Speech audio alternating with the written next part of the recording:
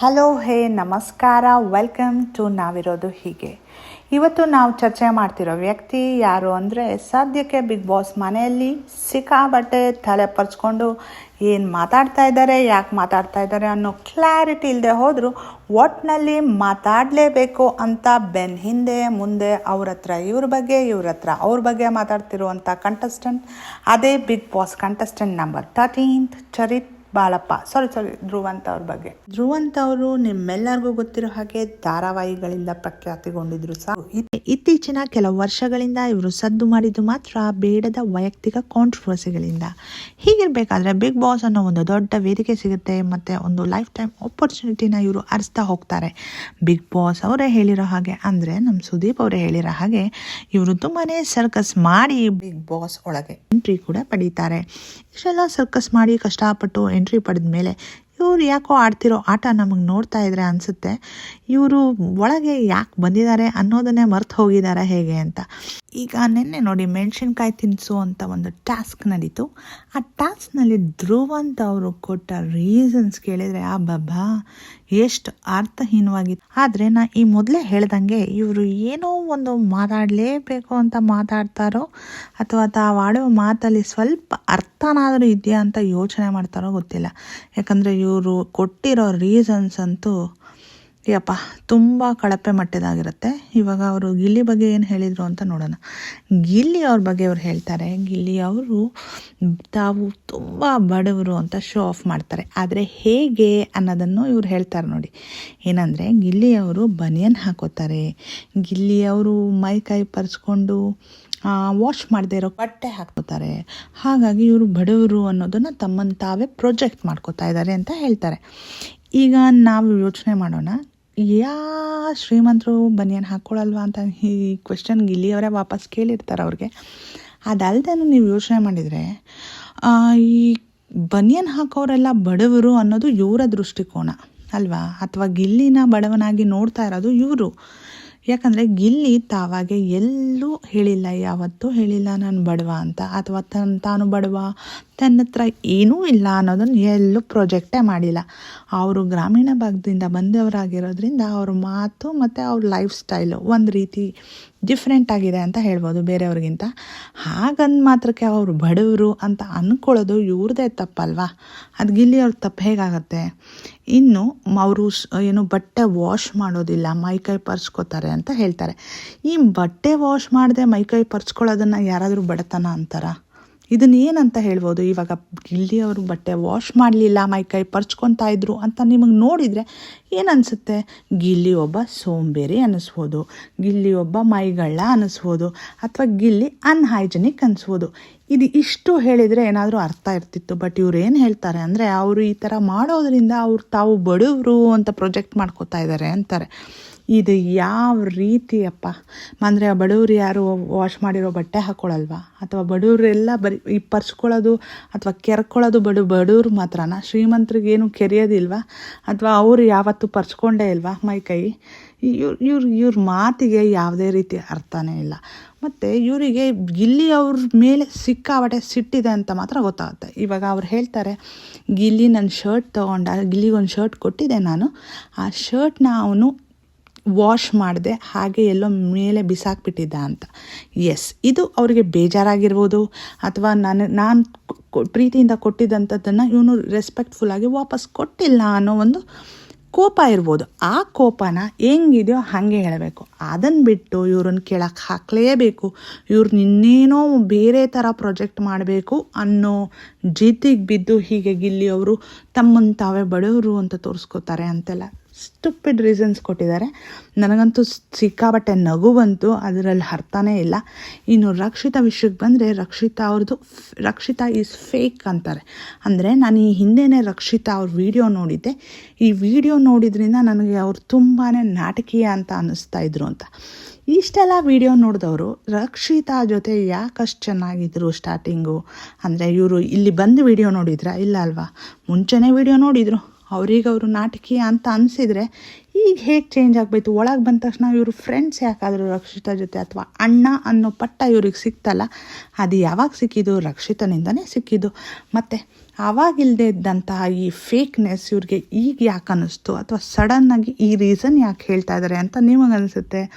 It's but ಅರ್ಥಹೀನ ಅನಿಸುತ್ತೆ. ಅದಲ್ಲದೆ ಇವರೊಂದು ಮಾತು ಹೇಳ್ತಾರೆ, ರಕ್ಷಿತ್ ಅವ್ರು ಎಂತ ಗೊತ್ತುಂಟಾ ಅಂತ ಒಂದು ಲೈನ್ ಹೇಳ್ತಾರೆ, ಈ ಶೈಲಿಯಲ್ಲಿ ಮಾತಾಡ್ತಾಳೋಳು ಅಂತ.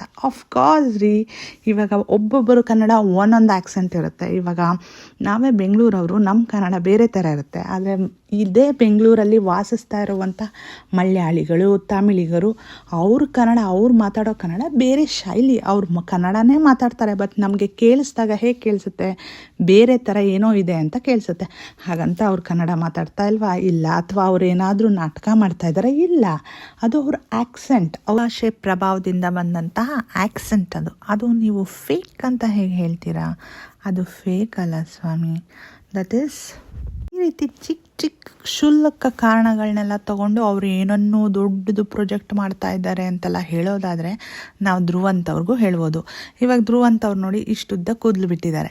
ಅವ್ರು ಈ ಕೂದಲು ಬಿಟ್ಟಿದ್ದಾರೆ, ಮೋಸ್ಟ್ಲಿ ಅವ್ರಿಗೆ ಕಟಿಂಗಿಗೆ ದುಡ್ಡಿಲ್ಲ, ಅಷ್ಟೊಂದು ಬಡವರು. ಅದನ್ನು ತೋರಿಸ್ಕೊಳ್ಳೋಕ್ಕೆ ಪಾಪ ಕೂದಲೆಲ್ಲ ಬಿಟ್ಕೊಂಡು ಓಡಾಡ್ತಾ ಇದ್ದಾರೆ. ಕಟ್ಟಿಂಗು ಮಾಡ್ಸೋಕ್ಕಾಗದೆ ನಾನು ಬಿಗ್ ಬಾಸ್ಗೆ ಬಂದಿದ್ದೀನಿ, ನನ್ನಲ್ಲಿ ಅಷ್ಟೊಂದು ಬಡತನ ಇದೆ ಅಂತ ಪ್ರಾಜೆಕ್ಟ್ ಮಾಡ್ಕೋತಾ ಇದ್ದಾರೆ, ಅಥವಾ ಶೋ ಆಫ್ ಮಾಡ್ತಾ ಇದ್ದಾರೆ ಜನಕ್ಕೆ ಅಂತ ನಾವು ಹೇಳಿದರೆ ಅದು ಧ್ರುವಂತವ್ರು ಒಪ್ತಾರಾ? ಸೊ ಇನ್ಫ್ಯಾಕ್ಟ್ ರಕ್ಷಿತಾ ಅವ್ರನ್ನ ಫೇಕ್ ಅಂತ ನೀವೆಲ್ಲೂ ಕರೆಯೋಕ್ಕಾಗಲ್ಲ. ಎಸ್, ಅವ್ರದ್ದೇ ಆದಂಥ ಒಂದು ಐಡೆಂಟಿಟಿ ಇದೆ, ಅವ್ರದ್ದೇ ಆದಂಥ ಒಂದು ಸ್ಟೈಲ್ ಇದೆ. ಅವ್ರ ಐಡೆಂಟಿಟಿ, ಅವ್ರ ಸ್ಟೈಲಲ್ಲಿ ಅವ್ರು ಬಿಗ್ ಬಾಸ್ ಮನೇಲಿದ್ದಾರೆ. ಅವ್ರ ಆಚೆನೂ ಅದೇ ಐಡೆಂಟಿಟಿ ಮತ್ತು ಸ್ಟೈಲಲ್ಲಿ ವ್ಲಾಗ್ಸ್ ಮಾಡ್ತಾಯಿದ್ರು, ಅದೇ ಐಡೆಂಟಿಟಿ ಮತ್ತು ಸ್ಟೈಲಲ್ಲಿ ಬಿಗ್ ಬಾಸ್ ಮನೇಲಿದ್ದಾರೆ. So what? ಅದರಲ್ಲೇನಿದೆ? ಅದರಲ್ಲೇನು ತಪ್ಪು? ಅದರಲ್ಲೇನು ತಪ್ಪೇ ಇಲ್ಲ. ಆಮೇಲೆ ಧ್ರುವಂತವರು ಇನ್ನೊಂದು ಪಾಯಿಂಟ್ ಹೇಳ್ತಾರೆ, ರಕ್ಷಿತಾ ಅವರು ಜಗಳ ಮಾಡಬೇಕಾದ್ರೆ ಮಾತ್ರ ಪಟ ಪಟ ಪಟ ಪಟ ಅಂತ ಕನ್ನಡ ಮಾತಾಡ್ತಾರೆ. ಅವ್ರಿಗೆ ಶಬ್ದಗಳು ಎಲ್ಲಿಂದ ಬರುತ್ತೋ ಗೊತ್ತಿಲ್ಲ, ಅಷ್ಟು ದೊಡ್ಡದಾಗಿ ಮಾತಾಡ್ತಾರೆ. ಆದರೆ ಬೇರೆ ಟೈಮ್ ಮಾತ್ರ ತಡವಡಿಸ್ತಾರೆ ಕನ್ನಡ ಮಾತಾಡೋಕ್ಕೆ, ಅಥವಾ ಬೇಕಂತಲೇ ಸ್ವಲ್ಪ ನಾಟಕೀಯವಾಗಿ ಕನ್ನಡ ಮಾತಾಡ್ತಾರೆ ಅಂತ. Okay, fine.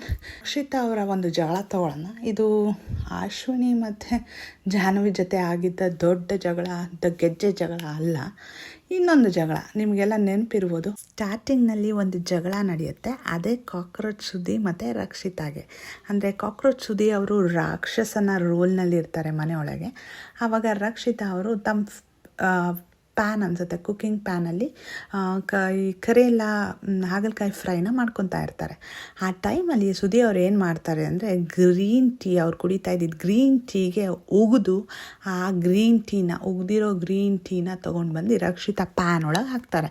ರಕ್ಷಿತಾ ಅವರು ಕೋಪದಲ್ಲಿ ಸುದಿ ಅವ್ರಿಗೆ ಬುದ್ಧಿ ಕಲಿಸ್ಬೇಕು ಅಂತ ಅವ್ರೇನು ಮಾಡ್ತಾರೆ, ಸುದಿ ಮತ್ತು ಮನೆಯವ್ರಿಗೆಲ್ಲ ರೆಡಿ ಆಗ್ತಿದ್ದಂಥ ಚಿಕನ್ ಒಳಗೆ ಈ ಒಂದು ಕರೇಲ ಮಿಕ್ಸನ್ನು ಹಾಕಿಬಿಡ್ತಾರೆ. ಈ ಮಿಕ್ಸನ್ನು ಹಾಕ್ತಾ ಇದ್ದಂಗೆ ಒಂದು ಸಣ್ಣ ಜಗಳ ಆಗುತ್ತೆ. ಸಣ್ಣದಲ್ಲ, ಆ್ಯಕ್ಚುಲಿ ದೊಡ್ಡದೇ ಜಗಳ ಆಗುತ್ತೆ. ಆ ಜಗಳ ಆಗೋದು ರಕ್ಷಿತಾ ಮತ್ತು ಮಂಜು ಭಾಷಿಣಿ, ಅಂದರೆ ಈ ಚಿಕನ್ ಮಾಡ್ತಿದ್ದಿದ್ದು ಮಂಜು ಭಾಷಿಣಿ ನಡುವೆ. ನಿಮಗೆಲ್ಲ ಗೊತ್ತಿರ್ಬೋದು ಆ ಜಗಳ ಎಷ್ಟು ಫೇಮಸ್ ಆಗಿತ್ತು ಅಂದರೆ, ಆ ಜಗಳಕ್ಕೆ ಟ್ಯೂನ್ ಹಾಕಿ ಒಂದು ತುಂಬ ರೀಲ್ಸ್ ಕೂಡ ಮಾಡಿದ್ದಾರೆ. ಅದರ ಒಂದು ಸಾಂಗ್ ಅನ್ನೋ ಥರ ಮಾಡಿದ್ದಾರೆ. ನಾನಿವಾಗ ಹೇಳ್ತೀನಿ ಆ ಜಗಳದ ಕಾನ್ವರ್ಸೇಷನ್ ಹೆಂಗಿತ್ತು ಅಂತ. ನಿಮಗೆ ಇದರಲ್ಲಿ ಎಷ್ಟು ಪಟಪಟ ಅಂತ ರಕ್ಷಿತಾ ಅವರು ಕನ್ನಡ ಹೆಂಗೆ ಮಾತಾಡಿದ್ರು ಅಂತ ಗೊತ್ತಾಗುತ್ತೆ. ಓಕೆ, ಸೊ ರಕ್ಷಿತಾ ಅವ್ರು ಏನು ಮಾತಾಡ್ತಾರೆ ಅಂದರೆ, ಮಂಜು ಭಾಷಿಣಿ ಹತ್ರ ಬರ್ತಾರೆ. ರಾಶಿಕಾ ಅವರು ರಕ್ಷಿತಾನ ಕೇಳ್ತಾರೆ, ನೀವು ಯಾಕೆ ಹೀಗೆ ಮಾಡಿದ್ರಿ, ನಮ್ಮದೆಲ್ಲ ಊಟಕ್ಕೆ ಅವ್ರ ಮೇಲಿನ ಕೋಪಕ್ಕೆ ನಮ್ಮ ಊಟ ಯಾಕೆ ಹಾಳು ಮಾಡಿದ್ರಿ ಅಂತ. ಆವಾಗ ರಾಶಿಕಾಗೆ ರಕ್ಷಿತಾ ಅವ್ರು ಕೇಳ್ತಾರೆ, ಅವರು ಅದೇ ಮಾಡಿದ್ರಲ್ಲ, ಅವ್ರು ಅದೇ ಮಾಡಲಿಕ್ಕೆ ಅಂತ ಇದೇನೇ ಇರಲಿಲ್ಲ, ಅವರೆಂತ ಮಾಡಿದರು, ಇದು ಮಾಡಿದರು ಅಂತ ಕೇಳ್ತಾರೆ. ಆ ನಂತರ ರಕ್ಷಿತಾ ಅವರು ಮಂಜು ಭಾಷಿಣಿ ಹತ್ರ ಹೋಗ್ತಾರೆ. ಮಂಜು ಭಾಷಿಣಿ ಅವರು ಚಿಕನ್ನ ತೆಗೆದು ರಕ್ಷಿತಾನ ಮೇಲೆ ಎರಚಿರ್ತಾರೆ. ಆವಾಗ ರಕ್ಷಿತಾ ಅವ್ರ ಹತ್ರ ಬಂದು ಕೇಳ್ತಾರೆ, ನೀವು ಎಂತ ಮಾಡಿದ್ರಿ, ಹೀಗೆ ಮಾಡಿದ್ರಾ, ನನ್ನ ಫೇಸಲ್ಲಿ ಸ್ವಲ್ಪ ಕೂಡ ಇದೇ ಮಾಡಿದ್ರಾ, ನೀವು ಇದಕ್ಕೆ ಇದೇ ಹಾಕ್ತೀರಾ ಅಂತ ಕೇಳ್ತಾರೆ. ಆವಾಗ ಮಂಜು ಭಾಷಿಣಿ ಅವರು ನಾನು ಅದೇ ಹಾಕ್ತೀನಿ ಅಂತಾರೆ. ಈಗ ನೀವು ಹೇಳಿ, ಇದು ಅದು ಅಂತ ಮಾತಾಡ್ತಾ ಇರೋದು ಪಟಪಟ ಅಂತ ಮಾತಾಡೋ ಕನ್ನಡನ ಅವ್ರಿಗೆ ಎಕ್ಸ್ಪ್ರೆಸ್ ಮಾಡೋಕ್ಕೆ ಬಂತು ಕೋಪದಲ್ಲಿ. ಸಾರಿ, ಸ್ಟಾರ್ಟಿಂಗ್ನಲ್ಲಿ ರಕ್ಷಿತಾ ಅವ್ರಿಗೆ ಅಷ್ಟಾಗಿ ಕನ್ನಡ ಬರ್ತಾ ಇರಲಿಲ್ಲ. ಇತ್ತೀಚೆಗೆ ಚೆನ್ನಾಗಿ ಕನ್ನಡ ಕಲ್ತಿದ್ದಾರೆ. ಈಗಲೂ ಅವರು ಕೋಪದಲ್ಲಿ ಕನ್ನಡ ಸಿಕ್ಕಾಪಟ್ಟೆ ಸ್ಪಷ್ಟವಾಗಿ ಮಾತಾಡ್ತಾರೆ ಅಂತ ಏನೂ ಇಲ್ಲ. ಇನ್ಫ್ಯಾಕ್ಟ್ ಮೊನ್ನೆ ತಾನೇ ಆದ ಜಗಳದಲ್ಲಿ ಸುದೀಪ್ ಅವರು 1 ವೀಕ್ ಟೈಮ್ ತೊಗೊಂಡು ಕ್ಲಿಯರ್ ಮಾಡಿದರು. ಯಾಕೆ ಅಂದರೆ ರಕ್ಷಿತಾ ಅವರು ಮಾತಾಡಿದ ರೀತಿ ಅವರಿಗೆ ಅಶ್ವಿನಿ ಅವ್ರಿಗೆ ಸರಿಯಾಗಿ ಅರ್ಥ ಆಗಲಿಲ್ವೋ ಅಥವಾ ಅಶ್ವಿನಿ ಅವರು ಅದನ್ನು ಮ್ಯಾನಿಪುಲೇಟ್ ಮಾಡಿದರು, ಅದೇನೇ ಆಗಿರಲಿ. ಆದರೆ ಇವರ ಶೈಲಿ ಒಂಥರ ಒಬ್ಬರೊಬ್ಬರಿಗೆ ಒಂದೊಂದು ಥರ ಕೇಳಿಸ್ತು. ಹಾಗಾಗಿ ಒಂದು ದೊಡ್ಡ ಕಾಂಟ್ರವರ್ಸಿ ಆಯ್ತದು, ಆ ಧಾರಾವಾಹಿ ಕಾಂಟ್ರವರ್ಸಿ. ಇಲ್ಲಿ ಮತ್ತು ರಕ್ಷಿತಾ ಅವರು ಸಖತ್ತಾಗಿ ಫ್ಲೂಯೆಂಟಾಗಿ ತುಂಬ ಚೆನ್ನಾಗಿ ಕನ್ನಡ ಮಾತಾಡಿದರೆ ಈ ಕಾಂಟ್ರವರ್ಸಿಗಳೆಲ್ಲ ಯಾಕೆ ಆಗ್ತವೆ? ಅವ್ರು ಈಗಿನ್ನೂ ಕಲಿತಾ ಇದ್ದಾರೆ. ಈಗ ಮೊದಲು ಶೋಗೆ ಬಂದಾಗ ಎಷ್ಟು ಕನ್ನಡ ಮಾತಾಡ್ತಾಯಿದ್ರು ಅದಕ್ಕಿಂತ ಈಗ ಸಖತ್ತಾಗಿ ಮಾತಾಡ್ತಾರೆ. ರಕ್ಷಿತಾ ಅವರು ಜಗಳ ಆಡಿದಾಗ ತಮ್ಮ ಎದುರಾಳಿಗಳು ಯಾರಿರ್ತಾರೋ ಅವ್ರ ಹತ್ರ ಅವ್ರು ಎಷ್ಟು ಜೋರು ಮಾತಾಡ್ತಾರೋ ಇವರು ಅಷ್ಟೇ ಜೋರಾಗಿ ಮಾತಾಡ್ತಾರೆ ಹೊರತು, ಅವ್ರು ಮಾತಾಡೋ ಪಾಯಿಂಟ್ಸಿಗೆ ಇವ್ರು ಪಾಯಿಂಟ್ಸ್ ಹಾಕ್ತಾರೆ ಹೊರತು, ಇವರು ಪಟ ಅಂತ ಕನ್ನಡದಲ್ಲಿ ಸಿಕ್ಕಾಬಟ್ಟೆ ಸರಾಗವಾಗಿ ಕನ್ನಡ ಮಾತಾಡ್ತಾರೆ ಅನ್ನೋದು ಸುಳ್ಳು. ಎಸ್, ಅವರು ಟ್ರೈ ಮಾಡ್ತಾ ಇದ್ದಾರೆ, ಮುಂದೆ ಚೆನ್ನಾಗಿ ಮಾತಾಡೋದು. ಧ್ರುವಂತ್ ಅವ್ರು ಹೇಳ್ದಂಗೆ ಧ್ರುವಂತ್ ಅವ್ರಿಗಿಂತ ಒಳ್ಳೆ ಕನ್ನಡ ಮಾತಾಡ್ಬೋದು. ಬಟ್ ಈಗ ಸದ್ಯಕ್ಕೆ ರಕ್ಷಿತಾ ಅವರು ನಿಜವಾಗ್ಲೂ ಯಾವುದೇ ನಾಟಕ ಮಾಡ್ತಾಯಿಲ್ಲ. ಅವ್ರಿಗೆ ಎಷ್ಟು ಕನ್ನಡ ಬರುತ್ತೋ ಅಷ್ಟೇ ಕನ್ನಡದಲ್ಲಿ ಮಾತಾಡ್ತಾ ಇದ್ದಾರೆ. ನನಗೆ ಗೊತ್ತಿಲ್ಲ ಧ್ರುವಂತ್ ಅವರು ಈ ಬೇಡದ ವಿಷಯವನ್ನು ಯಾಕೆ ಹೈಲೈಟ್ ಮಾಡ್ತಾ ಇದ್ದಾರೆ. ಒಬ್ಬರ ಕನ್ನಡ ಹಿಂದೆ ಹೋಗೋದು, ಒಬ್ಬರು ಭಾಷೆ ಹಿಂದೆ ಹೋಗೋದು, ಒಬ್ಬರು ಹಾಕ್ಕೊಳ್ಳೋ ಬಟ್ಟೆ ಹಿಂದೆ ಹೋಗೋದು, ಇದೆಲ್ಲ ಏನು ತೋರಿಸುತ್ತಂದರೆ ಈ ಗಿಲ್ಲಿ ಮತ್ತು ರಕ್ಷಿತಾ ವಿರುದ್ಧ ಇವ್ರಿಗೆ ಹೇಳೋಕ್ಕೆ ಏನೂ ಸರಕ್ಕೆ ಇಲ್ಲ. ಅಂದರೆ ಅವ್ರನ್ನ ಕೆಳಗಿಡೋಕ್ಕೆ ಏನೂ ಇವ್ರಿಗೆ ವಿಷಯನೇ ಇಲ್ಲ. ಹಾಗಾಗಿ ಇಲ್ಲದ ಸಣ್ಣ ಪುಟ್ಟ ವಿಚಾರಗಳನ್ನೇ ತಿರುಚಿ ದೊಡ್ಡದು ಮಾಡ್ತಾ ಇದ್ದಾರೆ ಅಂತ ಅನಿಸ್ತಾ ಇದೆ. ಸೊ ನನಗಂತೂ ಹೀಗೆ ಅನಿಸುತ್ತೆ. ನಿಮ್ಮ ಒಪಿನಿಯನ್ ಏನು ಅಂತ ಕಮೆಂಟಲ್ಲಿ ತಿಳಿಸಿ. ಧನ್ಯವಾದಗಳು.